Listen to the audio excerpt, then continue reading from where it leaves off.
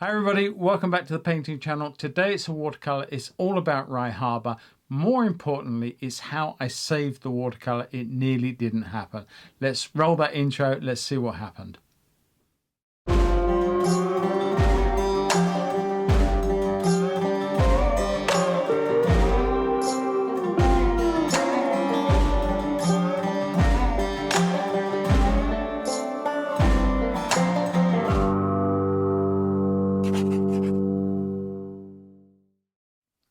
Hey everybody, welcome back. As I said at the start, it is a watercolor all about Rye Harbour, but moreover, it's how the watercolor itself nearly didn't happen at all.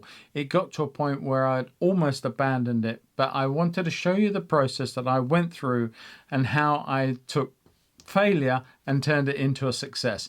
But before we go into that, let me just say a big thank you to all my subscribers, both old and new. Thank you ever so much to each and every one of you for the support that you show the channel. And if you're not watching this and you want to help me more, then please subscribe and hit the bell icon and add comments and add likes. It costs you nothing to do any of those things, but it does show me that more and more people appreciate all the work that goes into building this channel and creating all the content that I make for it. So if you would do that for me, that would be fantastic. And as I said, it doesn't cost you anything to do that. And if you want a lot more, then nip on over to my Patreon. My Patreon is there to help people who want to get an awful lot more from me. Full-time, real-time videos, a weekly live stream dedicated just for the patrons involved, and also a full and active Facebook community just for my patrons where we can interact with each other. You can show me work, I can answer questions and help you out wherever I can. So there's a lot going on and it really is worth just checking out. All the details are under this video and every video that I make. Check it out, go over there. If you like what you see, you want to get involved, it only costs you a cup of coffee or two every month, and from that you get so much more for your money, and you know that you are supporting me and supporting all the efforts that I go in to create more videos for you to watch and enjoy and learn from. With that all said, let's just see how this watercolor nearly didn't happen, and I do hope that you enjoy it. It is a time lapse. It took an awful long time, this watercolor, and I felt that I had to cut it down quite a bit for you to enjoy. So with that all said and done, take care, enjoy it, and I hope you get something from it, and I'll catch each and every one of you next Friday at 3 o'clock. Take care everybody, stay safe, bye bye. Hi everybody and welcome back. Now before I get started, I'm just using an edge, straight edge, just to plot where I want the horizon. I'm making the image about 2/3 of the way up the paper, and that will be basically where my bank will be, my far distance, and all the information beyond that. And I've put the rear bank on. But what I'm actually doing now, the painting consists of a few different areas. You've got the bank on the left, the major bank on the right hand side supporting the main boat, and also the foreground. Now we've got that river snaking through the middle, and that really is what interested me, is part of the design, because everything leads up to this hulk that I'm sketching out now. This hulk's been there for years, and I don't know whether somebody's actually working on it or indeed it's just been abandoned, but I don't think so.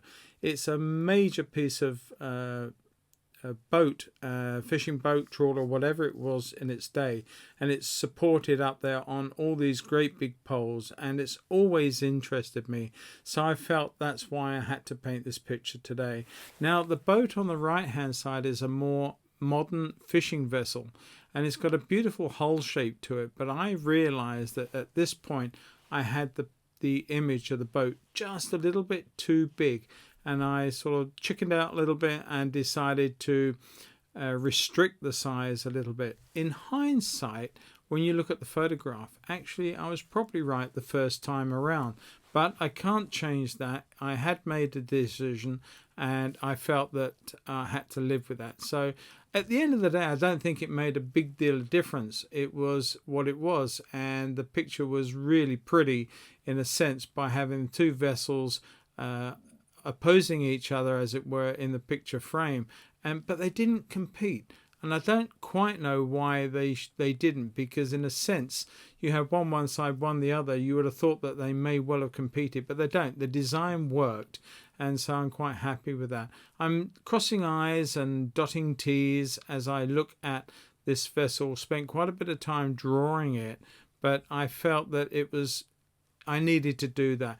There's a beautiful transom, beautiful rear to this boat. It's like a heart shape, almost like an old galleon in some ways. I know it's not, but it's just sort of reminds me of the stern of a galleon, which is quite interesting.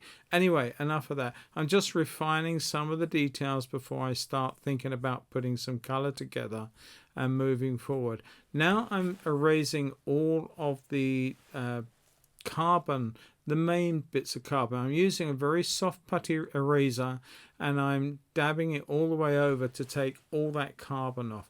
Now I'm looking at the paint and the quality of the paint that I'm putting on.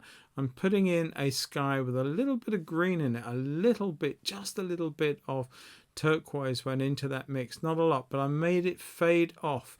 Now the problem is that, as I said to you at the start of this painting, it's the painting that nearly didn't happen, and the reason for that is going to really come up and show up very, very soon. Now, I had no problems with it at this stage. I was putting the water in. I put a wash over the whole of the land as well, and I put some blue into the bottom and a violet into the top. I'd left white space in the sky, which I felt was great, but then I noticed in the top there, where I just put that new wash, I noticed a little splash of colour which had disturbed all the paint. So I made the decision there and then to go back in with a fresh wash and go over, eliminate some of those little white marks of paper in favour of a solid one colour. Not a problem now. I thought I had this licked, and I felt that I was back on course to carry on with this painting without a problem. And why wouldn't I be? It looked fine at this point. Now I decided to put the far distance tree line, shrubs, trees, whatever they were. First and foremost, it was a little heavy to start. That was my first mistake. What my second mistake was, and it'll become quite apparent very, very quickly, was the fact that I hadn't let that sky dry. That was the problem. I jumped in way, way too quickly. And if you can see right where that brush is now, it's blooming into the sky. It's created a bloom. That's where the paint that I'm putting on is wetter than the paint that was already there. And the water was pushing the pigment ahead of it. And I added to that problem when I put that second bit of dark on there. And now what I've done is I've tapped off all of that. And I'm going to go over with a third wash, get rid of that bloom and wash over the whole sky. And then that's really where my troubles started even more. What's happened, and I don't know why it did, but all the coating, all the lovely surface dressing that the paper gets at the beginning of its life, as it were, had been disturbed. I don't know why, because I had actually done no work there at all, nothing to cause a problem with the paper itself, but indeed all the paint, all that surface had gone, and it created horrible marks within the colour. Some colour went in deeper into the fibres of the paper, whilst others stayed as they should have done. So I was now faced with a choice. Do I give up? Do I start again? Or do I press on? What I did do is I used a clean piece of kitchen towel, as you can see, and I eradicated a lot of the problem by dabbing out and creating my clouds. That's what I did. And I think I've got to say that it was, well, not gloating, it was a bit of a masterstroke, because it really happened for me. And I managed to get the painting back, and I managed to save the day, which was, I really did like the idea of saving. The drawing was nice, and I didn't want to lose all that work that I'd done. So anyway, I decided to press on. I put the background back in. I'm putting some trees in over the top now, just loose, warm values left of the boat, left of that hulk, because I didn't want to go too heavy in the darks. I wanted it to be dark, but I didn't want it to become too dark, because there are dark areas around the stern of that wreck wreck, or I don't know what it's called, but I'm going to call it a wreck. But there are darks at the stern of that really need to show up. So I had to be a little bit careful on how dark I went at that point. Now I've gone in with several warm colours, a little bit of sienna and ochre on the top, bit of violet below that, and some blues in the surface and the top of the mud flats to the left hand side. And I also put a bit of fresher orange, a little bit of translucent orange, and a little bit of raw sienna into the bottom part of that. All of this is really the first coat. I'm just setting up all the scene for further on, and I'm coming down here with the same sort of mixes, but with a bit of a violet in certain areas where there are, I don't know what it is, what causes it. There's sort of discolorations, but they're in bands, almost as though they are layered sediments within the bank, as it were, and they are slightly different colours. I left the pale blue at the bottom because that's flatter, lower, and it's creating a lovely reflection of the sky. So I didn't want to lose all of that, but I did want to put the dark accents in right at this point so that they showed up against the light. So you had this beautiful contrast between the dirt, dark mud, and the reflective wet parts of the mud that are reflecting the sky above. On this part, I actually made a second mistake, and this really was my own fault.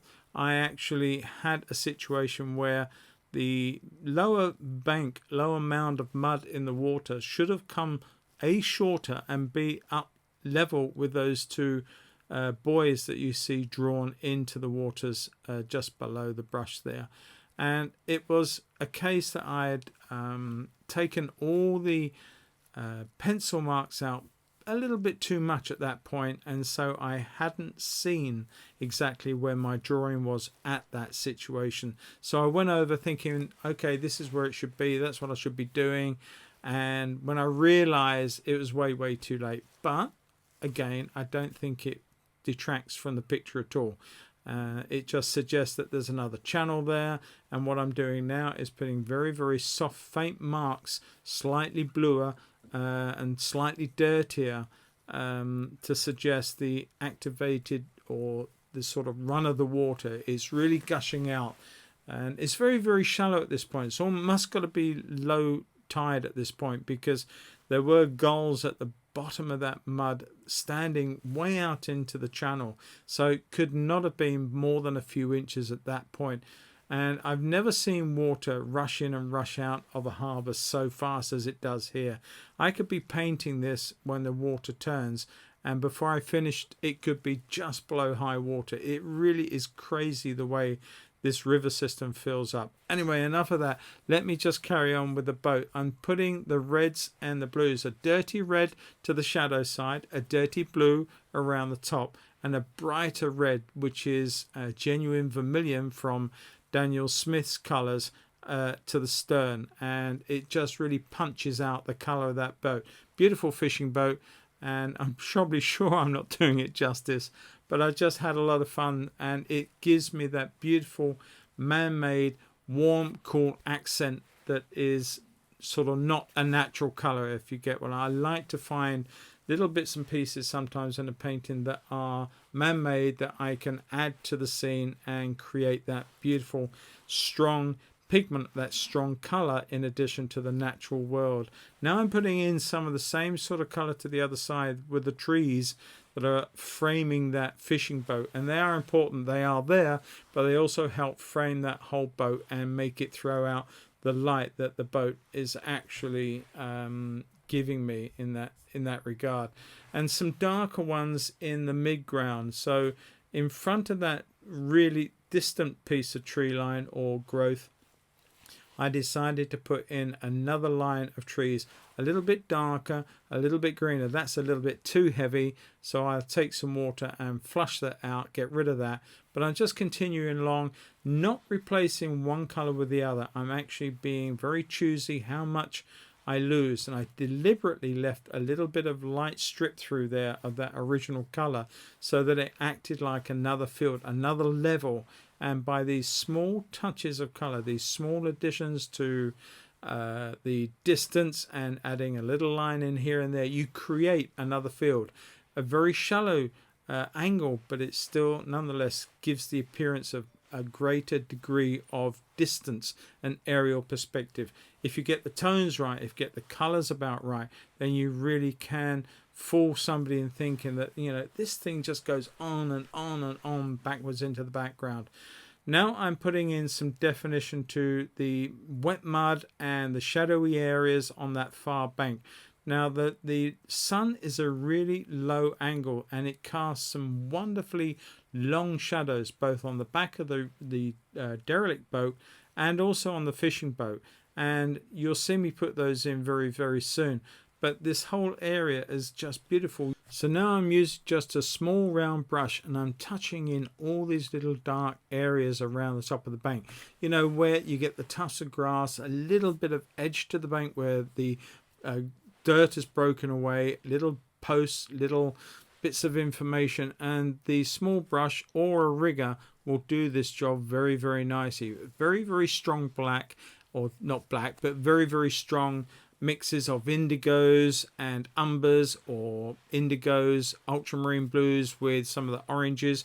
All of those strong yin yang blues and warm colors really work very, very well. But it's the impact of that dark contrast at this point which really suggests strong sunlight. Now I'm using the same colors now into the stern of this vessel. You can see how strong that dark is because it's away from the light and it is in deep, deep shadow. And I've got to look at that carefully because there's a lot more information to go on with that further in. I'm lightening the color and blending it out as the shape of the hull sort of curves. It's not straight, it's not sort of sharp hard edges. It has this very, very beautiful curve to it, so the dark gives way to the light, but only over a sort of length and over some distance.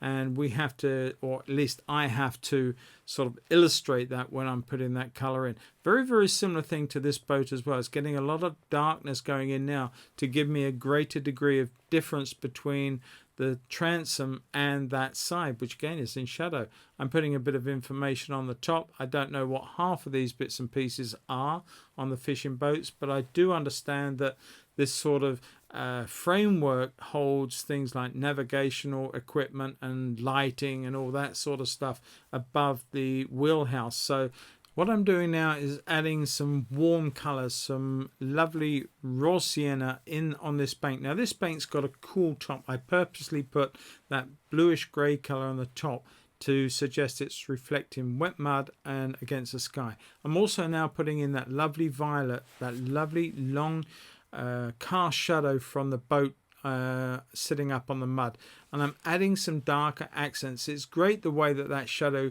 sort of went all the way down the lead edge of that bank, and I'm adding some warms and cools to this now, all different places where the yin yang of complementaries, warm versus cool, really do work and suggest information. And in this case it's those different contours of which I have no idea why they are the way they are. It's just like different layers of sediment over the millennia of this bank building up. Anyway, I digress.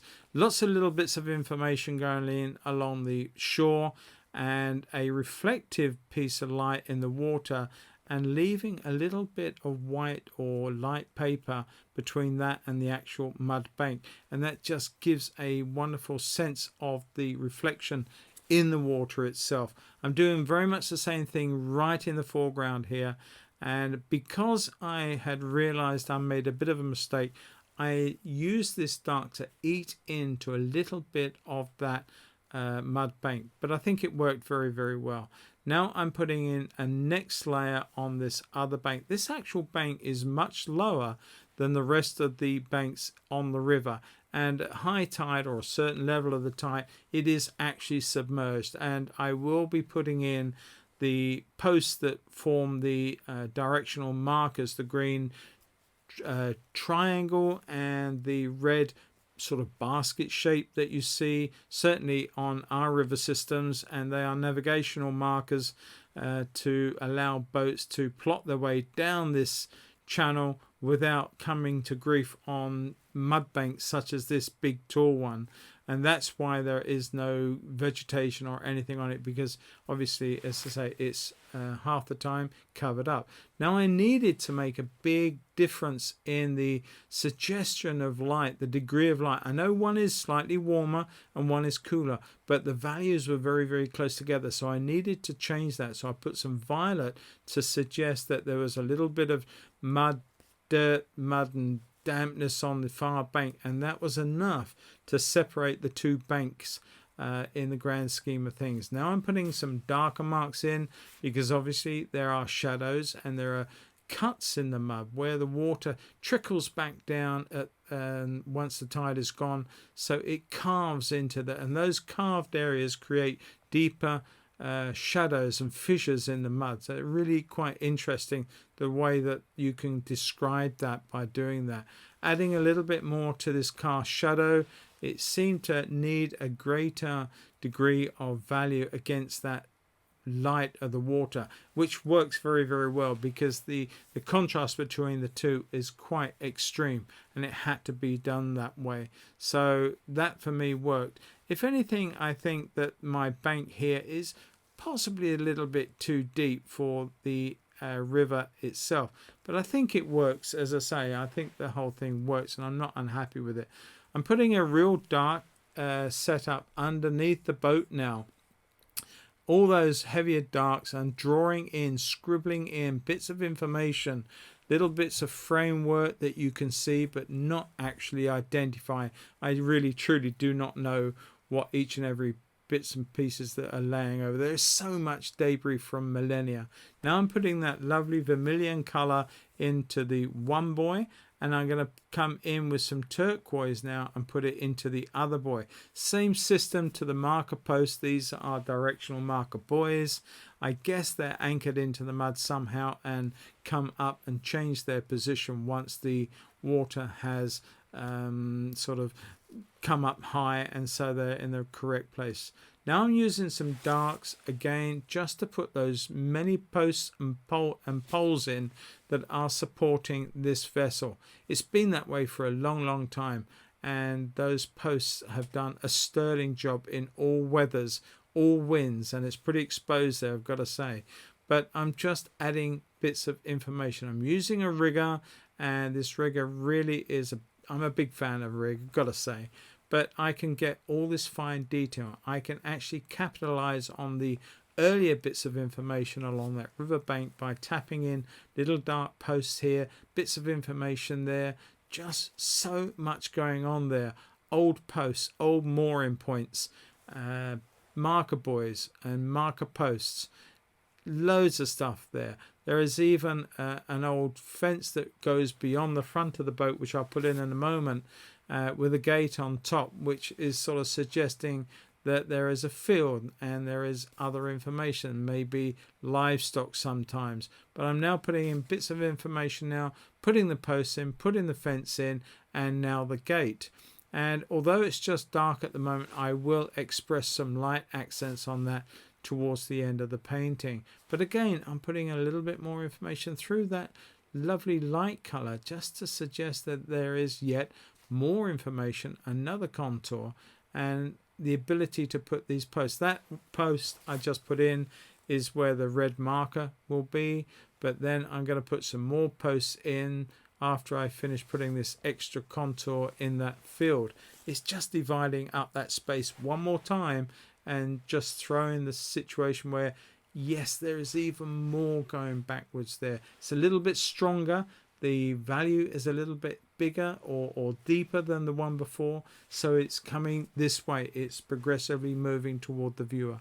The posts have gone in, and now I'm putting a bit of information to the back of the fishing boat onto this side.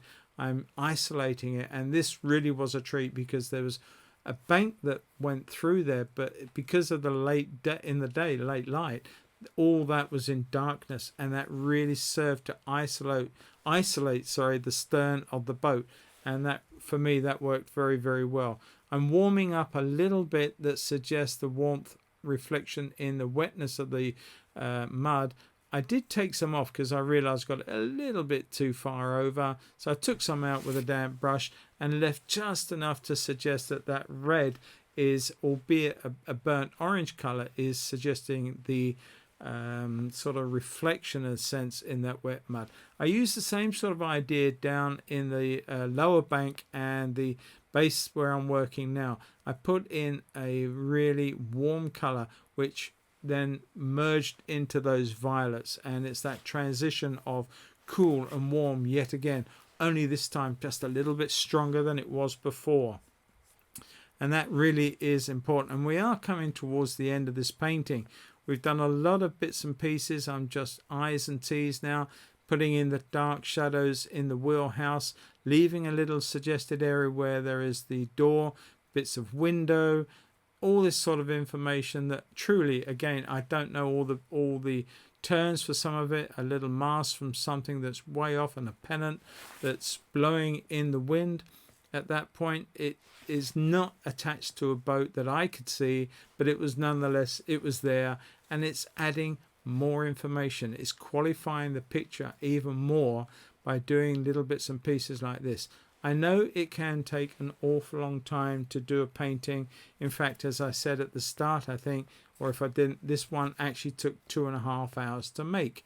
And I enjoyed all of it because I was able to add all this fine detail, and every little tap of the brush suggested something else, something new, something more, something to qualify the whole image, a reason for the boats to be there. And it sort of added lots more detail without actually being too precise. And what it does also is it makes a non-busy area such as the river itself very busy, because man has encroached upon nature here, and we have sort of put stuff in, dumped stuff, neglected stuff, added stuff for our needs, and so it makes the whole scene quite busy.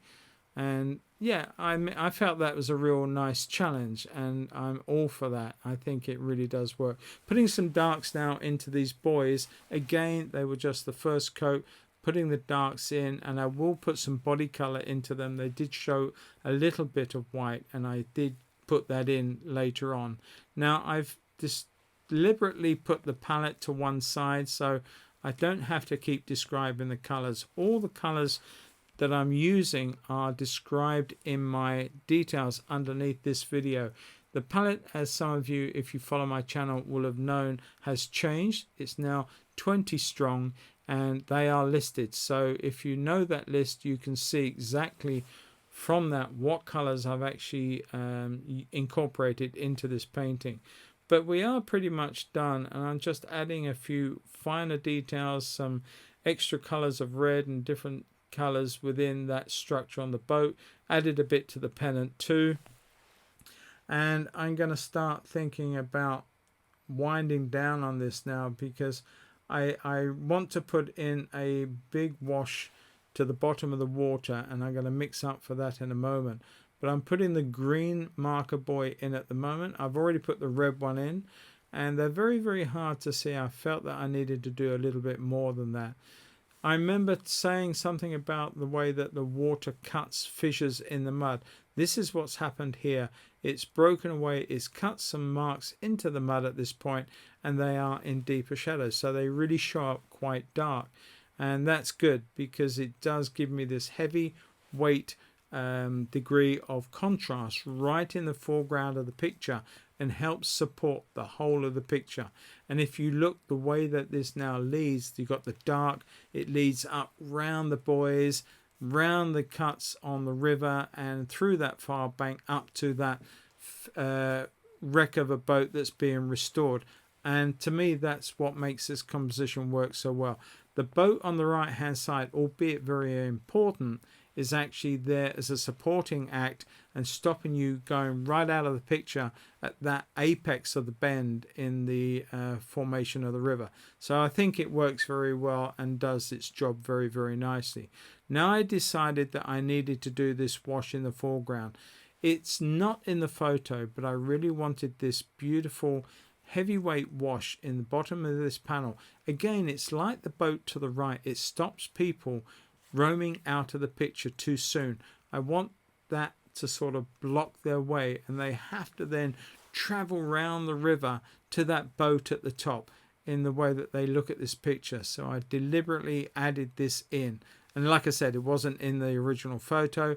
That is quite different. I just felt that it needed that, and it was my little extra piece, as it were. But it's very, very divisive. Sorry, I'll get it right.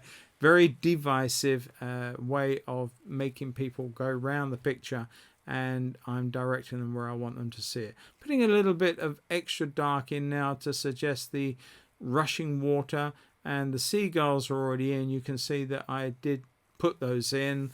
They are in very shallow water. They're standing up in the mud and feeding, preening, or whatever they're doing, and we're pretty much there. I just wanted to add a little bit of energy to the water, and you can feel it sort of rushing out past these buoys, pushing these buoys, chasing its way down the river towards the sea. And this is quite a way in from the sea at this point, so it has quite a distance to travel. And when it slackens off and comes back, it's as aggressively coming back as it is going out. Now I'm using the body colour, which is a gouache, a white gouache that I use, and I'm putting in all the bits of detail of the highlights to fence posts, and other bits and pieces. I also mixed a little bit of yellow ochre to some of it when I wanted to warm up the white accents, and that was quite important. There's a little bit of light catching the real part of that stern there, and a bit on the gate, a little bit here and there on the gate, just to give it some highlights, and we're pretty much done. I've had a lot of fun with this, and I do hope you've got something from it. I know it's an extreme time lapse, but there was not a lot I could do about that. As I said, it was a really long painting to do, but the full version is on my Patreon if you want to get involved with that. All the details are below. This details in this video and all my other videos. Take a look, and if you want to get involved with that, you'd be so welcome. Last thing I nearly forgot after signing this is the cast shadows on the side of that wrecked boat. So I'm going to put those in now, and whilst I'm doing that, I'm going to say cheerio. Catch you all next Friday. All the best. Stay safe. Happy painting. Bye bye.